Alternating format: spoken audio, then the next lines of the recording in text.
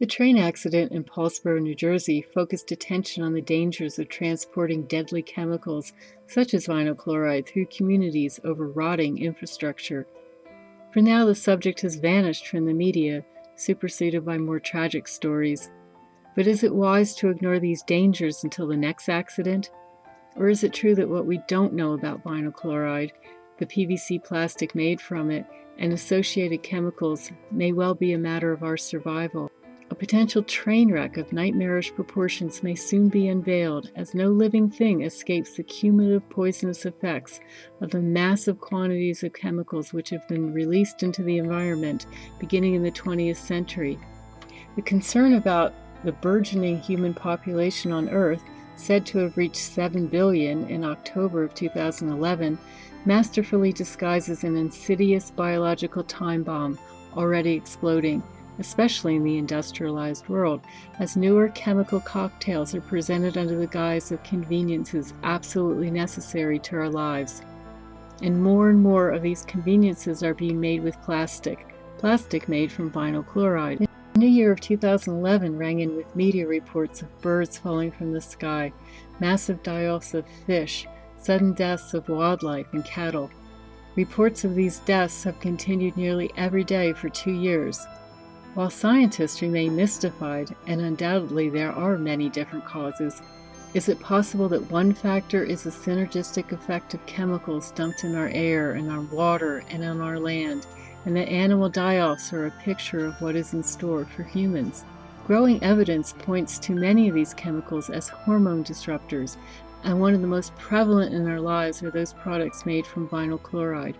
The story of vinyl chloride is the story of a poisonous, cancer-causing chemical being made into products that pose not only serious environmental and health threats, but also more and more research is suggesting that the future of life itself is being threatened. It is also a story of chemical industries proclaiming the safety of their products while simultaneously keeping the public in the dark about the true hazards. Most vinyl chloride is manufactured into polyvinyl chloride, or PVC. It is everywhere in our lives, but few others cause so much harm during its life cycle than PVC. Dioxins, one of the byproducts of PVC manufacture, are the most highly carcinogenic group of chemicals known to man, and can also cause severe reproductive and developmental harm. PVC appears mostly in construction materials, but the addition of softening agents, known as phthalates, allows PVC to be used in thousands of different products found in every household, school, and business in our industrialized societies. It is these endocrine-disrupting chemicals that are the most worrying factor. The industry maintains that PVC products make life safer and more comfortable in an affordable fashion. But isn't it the fact that PVC should be called the poison plastic? Some phthalates have been shown to be hormone disruptors. They have been added to the list of chemicals which mimic the female hormone estrogen. When chemicals used in making PVC plastics, pesticides, and many industrial products mimic them, they may randomly create havoc with reproduction and sex development and cause cancers. We have unwittingly entered the ultimate Faustian bargain, argues Dr. Deborah Lee Davis, former Deputy Health Policy Advisor to the American government. In return for all the benefits of our modern society and all the amazing products of modern life, we have more testicular cancer and more breast cancer. We may also affect the ability of the species to reproduce. Who would have thought that the chemicals that transformed our lives could literally be transforming us biologically? Yet the growing body of evidence produced by highly regarded scientists cannot be swept under the carpet by the chemical industry, by critics of the green movement, or by governments which seem to respond to the danger by banning or restricting some PVC products and phthalates, but will not accept that the evidence is clear enough to warrant a total ban. The bottom line is that the decision makers continue to protect the corporate bottom line. Safer alternatives to PVC plastic and phthalate additives are available, but more expensive to produce. Hence, corporate profits win out over dire and frightening health consequences.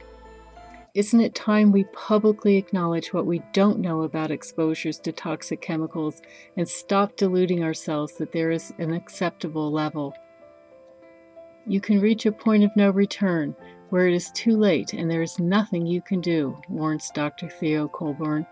We are going to have to decide how long we want to wait and how much more evidence we want to collect before we do something.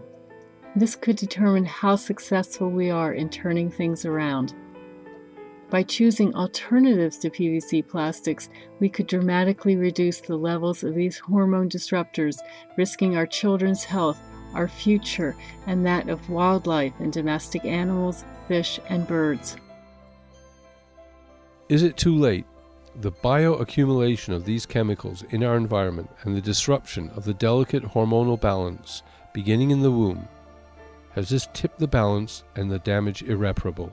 What we fear most immediately is not the extinction, but the insidious erosion of the human species, argues Colburn, Dumanowski, and Myers in Our Stolen Future. We worry about an invisible loss of human potential.